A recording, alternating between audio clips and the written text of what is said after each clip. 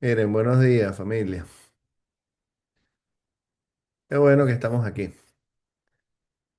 Siempre es el mejor sitio para estar frente al trono de Dios, con su palabra, con su familia, nuestros hermanos.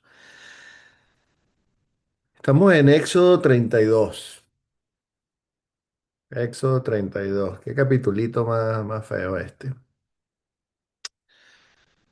Acabamos de tener una,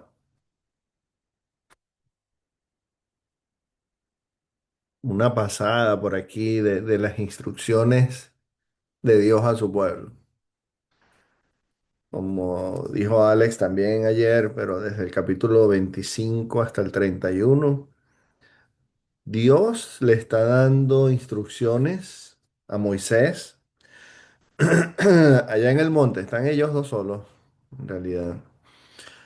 Eh, Le está dando instrucciones para que él entienda y el pueblo sepa la forma como mantener esa relación entre los dos, ese pacto entre los dos, donde reunirse, las cosas que significa el tabernáculo, hemos hablado ya también bastante de esto.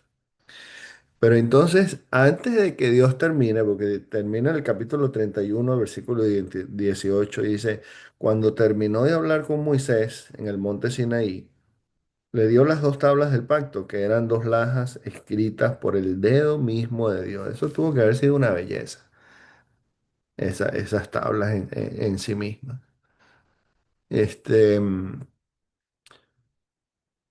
Pero empieza el capítulo 32. Por supuesto que entendemos que empieza, no termina empieza, sino que lo antecede al versículo 18, porque entonces esta gente ya viene hablando de esto. No sabemos exactamente en qué día de los 40 que pasó Moisés con Dios allá. Pero resulta que ellos se empiezan a quejar y como que a preocupar. Y la preocupación también se enfoca en Moisés. Entonces viene lo que dice el 32:1. Dice, al ver los israelitas que Moisés tardaba en bajar del monte, fueron a reunirse con Aarón y le dijeron, tienes que hacernos dioses que marchen al frente de nosotros, porque a ese Moisés que nos sacó de Egipto, no sabemos qué pudo haberle pasado.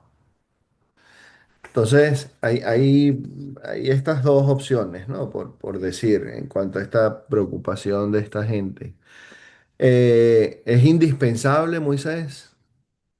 Ellos están pensando en Moisés como que, bueno, ahora no está, ahora qué vamos a hacer.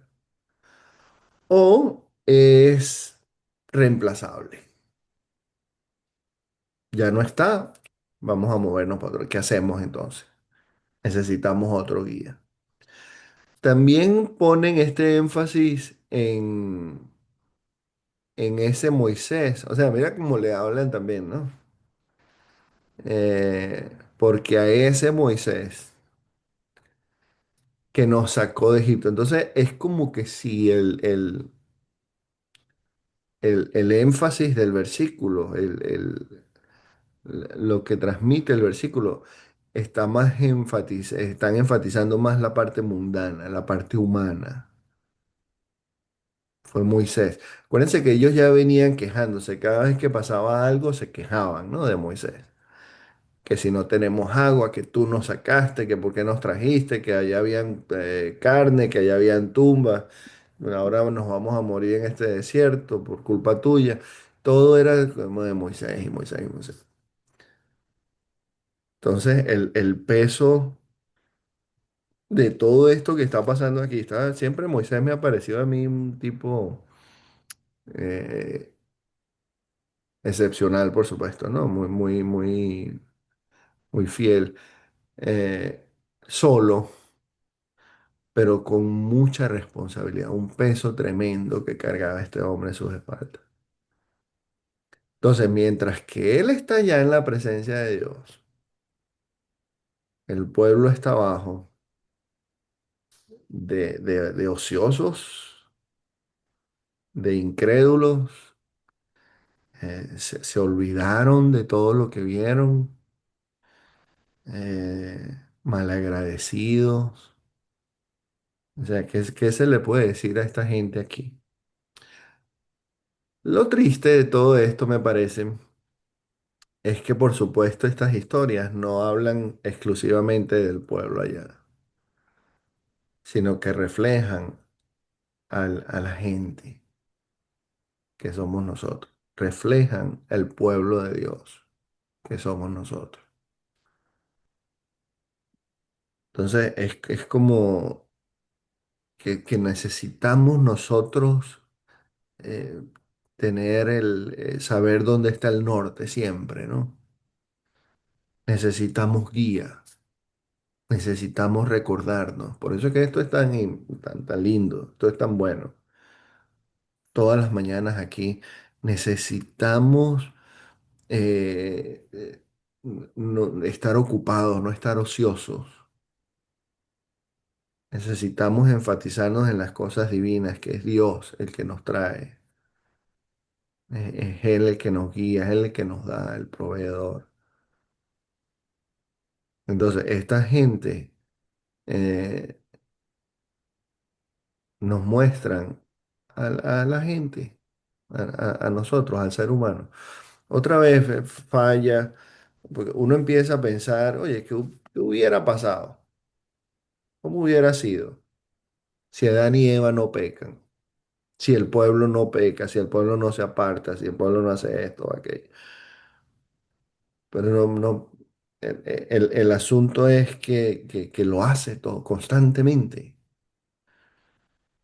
Entonces, lo hacemos constantemente, lamentablemente. La historia que nos presenta aquí son o sea, un contraste bien marcado, ¿no? Moisés está allá con Dios, eh, pensando, planeando, diseñando, viendo, aprendiendo, eh, preguntando, y esta gente aquí está ocupada entonces en otras cosas.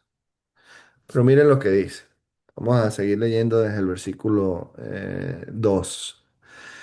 Aarón respondió, quítenles los aretes de oro a sus mujeres y a sus hijos e hijas y tráiganmelos. Yo me imagino que esto no fue así de un toma y dame de contrapunteo, como dicen allá, ¿no? De palabras, de argumentos. Quizás este se fue un ratico y pensó, ¿y qué hago? Y no sé. Pero dice el versículo 3: todos los israelitas se quitaron los aretes de oro que llevaban puestos y se los llevaron a Aarón. Acuérdense que en el tabernáculo habían eh, cantidades de cosas, incluyendo el arca, que iban a estar forradas en oro. Este oro que están sacando, que sacaron de allá de Egipto, el oro que le dieron los egipcios, iba a ser utilizado para la gloria de Dios. ¿No? Bordados, tejidos, hasta las varas que iban a llevar el arca también estaban forradas en oro. Pero aquí se usa mal. Entonces, igual, aquí podemos darle cantidades de aplicaciones. Estos tres capítulos que vienen, 32, 33 y 34, son bien complejos y por la manera como están estructurados y cómo están hechos. Em, pero hay historia, entonces aquí nos habla de del rompimiento del pacto, ¿verdad? Porque ellos, acuérdense, 20, 3 y 4,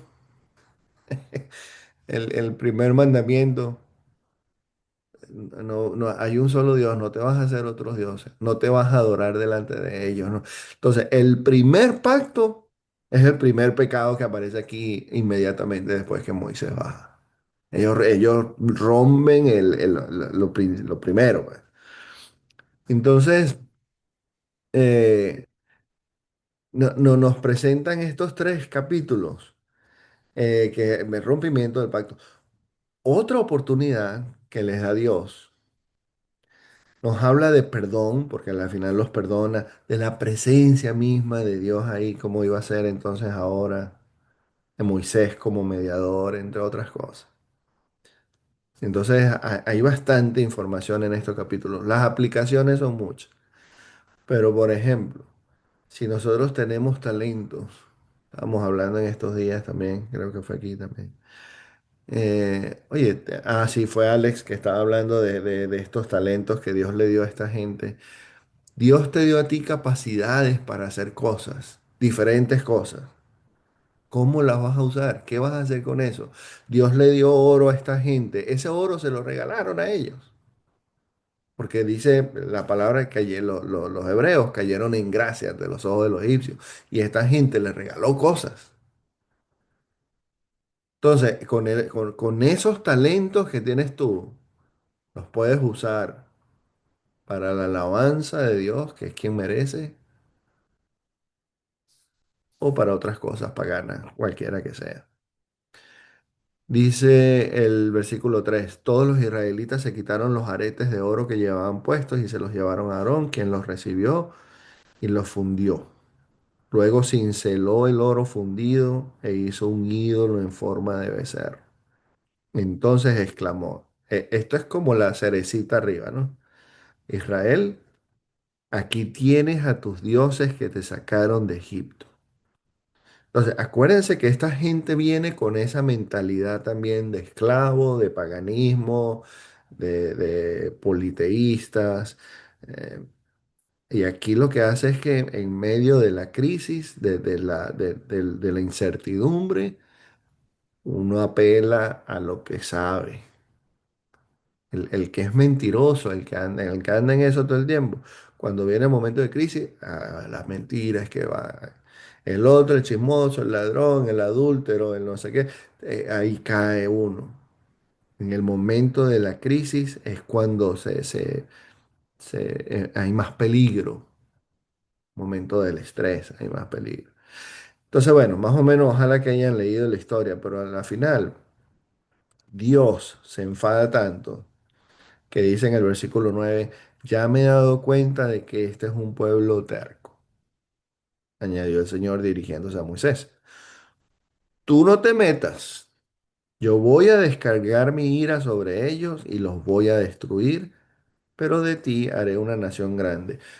Una humildad, una entrega, un amor que tenía Moisés por ese pueblo. Entonces le hace decir esto también. Y que es una cosa que yo no sé, yo no me atrevo, ¿no? A estar hablando con Dios así, como preguntándole cosas a Dios. Pero dice, Señor, ¿por qué ha de encenderse tu ira contra este pueblo tuyo que sacaste de Egipto con gran poder y con mano poderosa?